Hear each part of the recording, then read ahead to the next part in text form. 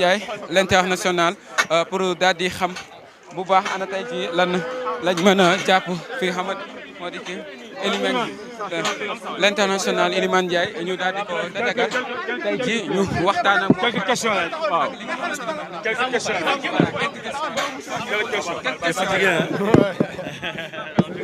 s'il vous plaît la presse venez s'il vous plaît la presse c'est bon non c'est bon attendez les autres silence Lamine c'est bon hein c'est bon voilà bonsoir champion aujourd'hui vous êtes champion d'Afrique qu'est-ce qu'on peut comment trouvez-vous cette manifestation, une marée humaine qui vous attend depuis la CAN? Non, c'est une fierté. Jouer pour mon pays, comme je dis depuis que je suis petit, j'ai toujours rêvé de jouer avec le Sénégal et gagner des coupes avec le Sénégal. Et mon rêve s'est réalisé, gagner ma première CAN. Donc voilà, je voulais remercier au peuple sénégalais, à ma communauté, aux HLM, Cameroun et tous ceux qui m'ont attendu pour venir fêter ensemble. Parce que aussi sans eux, on ne sera pas arrivé à gagner la CAN. Parce qu'on a besoin aussi des prières aussi, des supporters qui nous poussent jusqu'au bout pour aller à fond. Et voilà, c'est comme je dis, c'est une fierté. C'était un peu difficile au début, mais malgré là, vous avez donné sacrifice corps et âme pour donner la fierté et l'amour que vous portez pour cette équipe. Bien sûr, chaque match a été difficile. C'est ça la Coupe d'Afrique des Nations.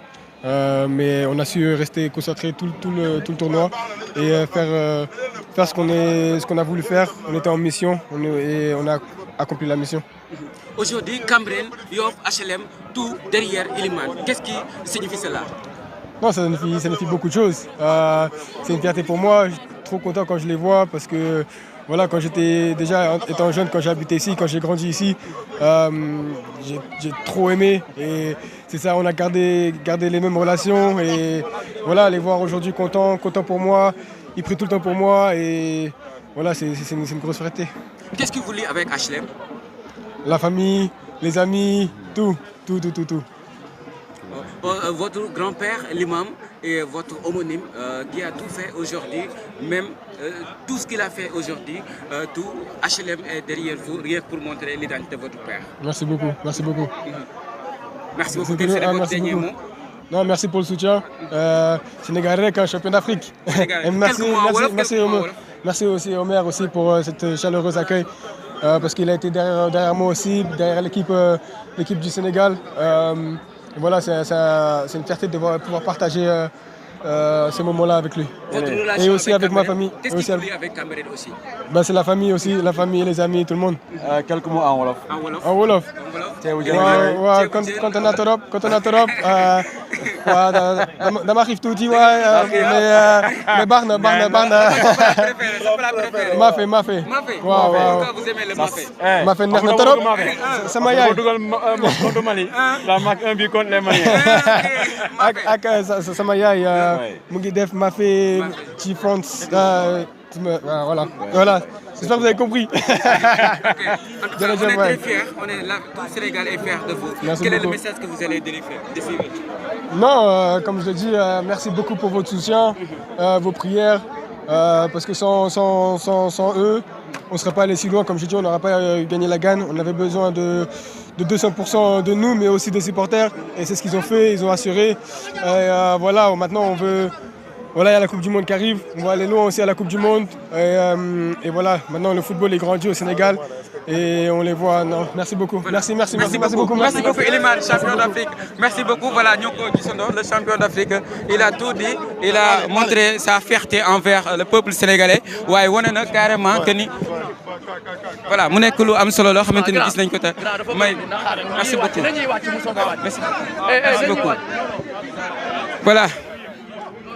ñoo ko gisandoo le champion d'Afrique moo doon réagir par rapport ak li nga xamante ni moom ñëw fi nga xamante ni fi lañ nekk tey jii voilà là-bas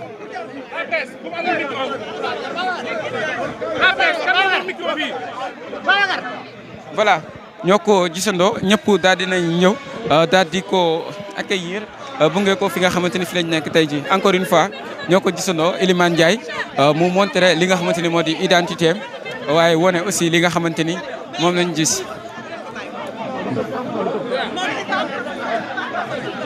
voilà ba léegi ñu xaarandi ba xam champion d'Afrique day wàcc wala day donc ñu may ko ñu may le champion d'Afrique may ko ok voilà merci beaucoup ok Diaby voilà ñoo ko gisandoo le champion merci voilà montrer li nga xamante ni moo di voilà voilà alors ñoo ko gisandoo encore une fois li nga xamante ni gis nañ ko tey ji mu nekk image boo xamante ni kenn ku si nekk si ñoom voilà gannaaw bi nga xamante ni jéem nañu waxtaan ak moom le champion d'Afrique mi ngi jéem a wàcc gannaaw bi nga xamante ni ñëw na safwante ak ñi nga xamante ni ñoo di askanu HLM ak Cambérène bi nga xamante ni fi la fekk baax tey ñoom ñëpp nekk tey ji si gannaawam di ko bunge saa su nekk loolu di wane ñi ngi gis ki nga xam ne moo di grand Abdou nekk papa si Elimane moom aussi mu nekk loo xamante ni tey ñëw na doomam ñëw seet si ko ngir waxtaan ngir kon li nga xamante ni moom la def si moom ak éducation yar bi nga xamante ni moom lañ gis si moom loolu yëpp di firndeel carrément taxawaay bi nga xamante ni moom lañ nekk tey ji fii nii encore une fois lépp li nga xamante ni gis nañ ko fi tey day firndeel carrément relation bu lii Elimane ak ñi nga xamante ni ñoo di HLM rawatina Cambérène bi nga xamante ni fa la bàyyeekoo depuis ce matin ngir fas yéene def li nga xamante ni moo di saafuwante ak ñi nga xamante ni ñoo di ay famille mu nekk lu am solo li nga xamante ni gis nañ encore une fois ñu ngi wëyandi ba léegi di xool naka la ñuy def encore une fois moo di Elimane taxawaay bu am solo bi nga xamante ni koy di ko wax ne ko champion d'Afrique tout le Sénégal vous dit merci toute l'Afrique vous dit merci merci beaucoup encore une fois pour cette belle sacrifice bi nga xamante ni moom lañ gis encore une fois le champion d'Afrique est là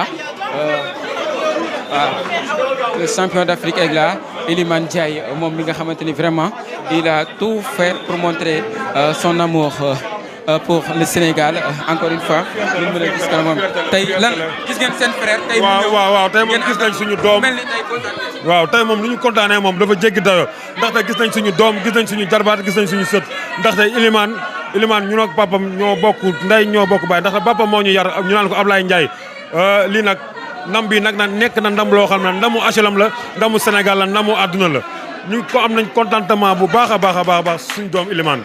merci beaucoup voilà ñoo ko gisandoo ba léegi réaction yaa ngi avancé kenn ku si nekk di joxe li nga xamante ni moom la jàpp ne moom mooy wax daal ba ko xamante ni kaa ñu jël ko moom ñàkkul ne siste la si Elimane soxna si ñu ngi leen waaw ñu ngi leen di ziar yéen ñëpp. si jàmm. waaw maa ngi si jàmm. tey lan nga yëg ba nga gisee sa frère ñëw. bon oui man maay Aram Bass présidente des femmes supportrices de Elimane Ndiaye man maay seen présidente fii képp kuy jigéen bëgg Elimane sama ginnaaw ngay jàll na man maay fan sam number one moo tax ñu ñëw fi sànq ma ne ko Elimane je t'adore mu naa ma moi aussi dinaa ma nii. tey lan nga yëg ba nga gisee sa frère Elimane. émotion rek parce que lii dafa neex nga nekk si koñ ñëpp bëgg la di la nawloo parce que Elimane li muy wane la si kaw